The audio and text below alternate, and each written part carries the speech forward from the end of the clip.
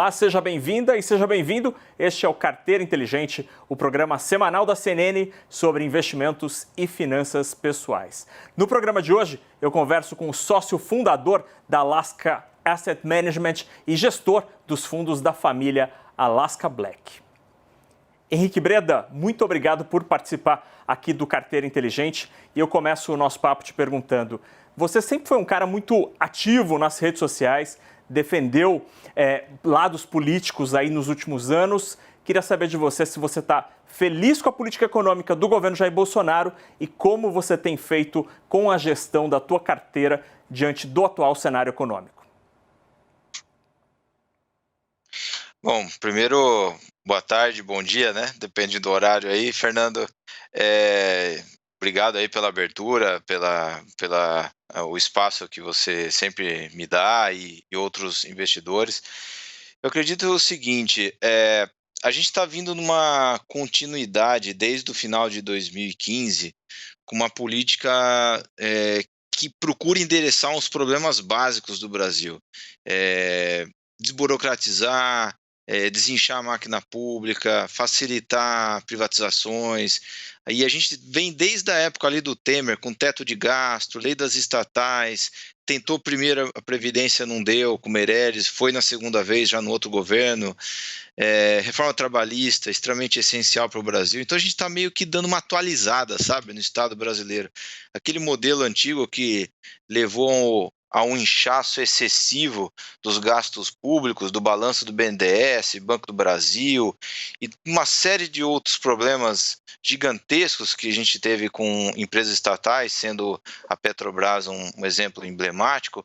Aquilo se exauriu, cansou os empresários, cansou a população, então a gente vem tentando consertar esses problemas. Eu vejo o governo Bolsonaro como uma tentativa de continuar essa linha de conduta que começou ali com o Temer.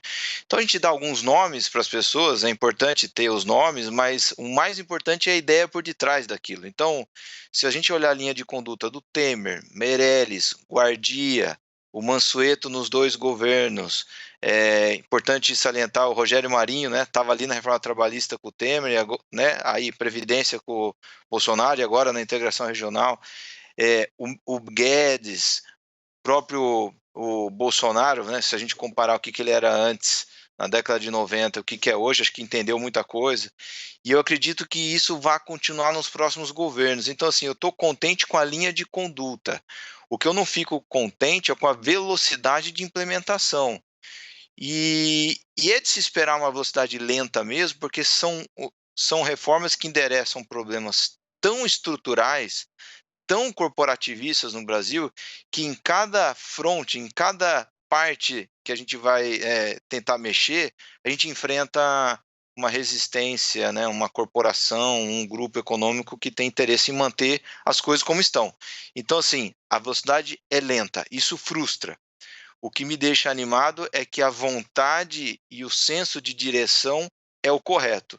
Então eu fico nesse balanço entre queria que fosse mais rápido, mas pelo menos estão fazendo. Breda, Então, assim, nota para a velocidade é baixa. Entendi. Nas últimas semanas a gente ouviu alguns analistas alertando para riscos no mercado brasileiro, inclusive de uma bolha na Bolsa de São Paulo. Há risco de bolha? Olha, isso é tudo super subjetivo, né? Porque alguém pode achar que o ativo está com preço bolha e outro vai dizer que não. Mas, no geral, se a gente olhar que o Ibovespa, o principal indicador, ele tem uma parcela muito grande de bancos, Itaú, Bradesco, Banco do Brasil. E tem uma parcela grande de empresas ligadas ao setor de commodity, Vale, Petrobras, Gerdau, essa turma toda.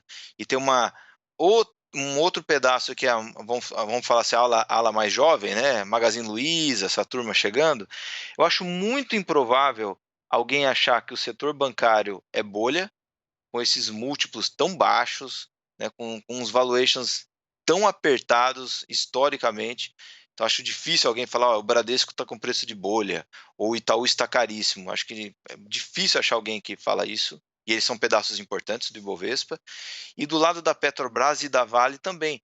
ninguém está conseguindo entender a ação da Vale não acompanhar o minério. O minério está super forte, a geração de caixa da Vale está super forte, o preço não anda, está baixo. Então eu diria que a Bolsa Brasileira está ao contrário de bolha. Você tem assim, preços extremamente reprimidos, né, esperando alguma coisa para disparar. Esse esperar alguma coisa, eu acho que é esvaziar um certo risco político, de que, olha, a pandemia ocasionou aí, gastos super extraordinários, a economia que estava querendo dar sinais de recuperação encalhou, mas entende-se que isso é um negócio de 2020, 2021 a página vira, a gente volta na tendência de responsabilidade fiscal e a economia volta a crescer. Mas isso é crença, o mercado não paga muito na frente. Então, eu acho que isso começando a dar sinais muito visíveis, a bolsa volta a andar de novo para um patamar que aí sim a gente pode discutir se é bolha ou não. Não quero falar número, mas é substancialmente acima do que esses 100 mil pontos. Eu não acho que é bolha. Muita gente usa as redes sociais como maneira de se informar e também de recomendar. Você acha que há abuso do uso das redes sociais pelo mundo financeiro? Eu acho que, assim, rede social conecta milhões de pessoas o tempo todo. Então, você vai ter pessoas super bem intencionadas e pessoas mal intencionadas em todas as esferas. Isso vai desde comunicação corporativa, marketing, mídia, pessoas, investidores, gente que quer vender curso, tem de tudo. Então, acho que assim, o que tem que estar sempre atento para as pessoas que estão utilizando rede social é procurar entender quem é o seu interlocutor, quem que está te passando aquela mensagem e qual que é o interesse por detrás. Tem muitos interesses que são legítimos, que são bons, ajudam as pessoas, e tem outros que não. Agora, não é muito difícil de identificar, né? Se alguém está querendo te cobrar alguma coisinha por uma informação super bacana, você já desconfia, as coisas não são tão fáceis assim. Agora, eu vejo no lado da comunicação direta de gestores com investidores, eu vejo um lado educacional muito forte. Eu não vejo nenhum gestor falando: "Ó, invista comigo que você vai ficar rico rápido", né? "Olha só como é fácil ganhar dinheiro". Isso eu não vejo as pessoas fazendo esse tipo de coisa. E se tem um ou outro, eh, passa despercebido no Twitter, porque no Twitter, especificamente, expulsa muito rápido esse pessoal.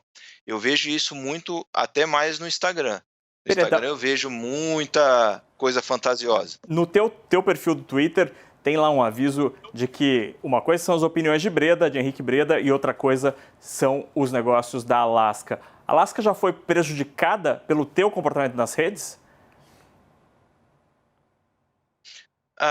Eu acho que já teve e-mails, né? As pessoas confundem muito a opinião minha, né, na física, como alguém que tem uma opinião sobre, desde o Trump até alguma coisa em escolas, confundem isso com a minha profissão. Então tem gente que fala o seguinte: olha, não emita opinião sobre aquilo que não é o seu trabalho, mas isso já é censura. Então, na verdade, as pessoas estão aprendendo a separar o que é profissão e o que é você como cidadão com as suas opiniões normais sobre qualquer assunto. Só que, para mim, como profissional, eu acho importante as pessoas saberem realmente o que eu penso, porque no final das contas é uma relação de tão longo prazo, no meu ponto de vista, pelo menos deveria ser, é de tão longo prazo você investir com um gestor que passa a ser uma relação de sociedade. E acho que é importante que a pessoa saiba o que o outro lado está pensando, porque de repente pensa tão diferente que você vai preferir investir com outras pessoas mais alinhadas. Então, essa transparência e colocar na mesa as crenças, eu acho que, no final das contas, me tira um peso das costas. Porque eu não quero que ninguém do outro lado saiba que eu acredito, ou ache que eu acredito em alguma coisa que eu não acredito. Então, ó, tá na mesa e eu durmo um pouco mais tranquilo. Bacana. Aproveitando então essa tua transparência, Breda. Recentemente a gente viu um movimento nas redes sociais em busca de opções de Cogna. Cogna é um grupo educacional muito grande aqui no Brasil. E muitas pessoas físicas acabaram botando dinheiro ali e essas opções viraram pó, ficaram ali e viraram 0 centavo, né? Você é um investidor que tem falado muito de Cogna. O que você tem a dizer para essas pessoas que perderam dinheiro com as opções desse papel? Eu contei algumas vezes esse meu caso, né? Eu comecei na bolsa quebrando 2 vezes com ações de Globocabo, a famosa Plim 4. Achei que iria ficar rico rápido, né?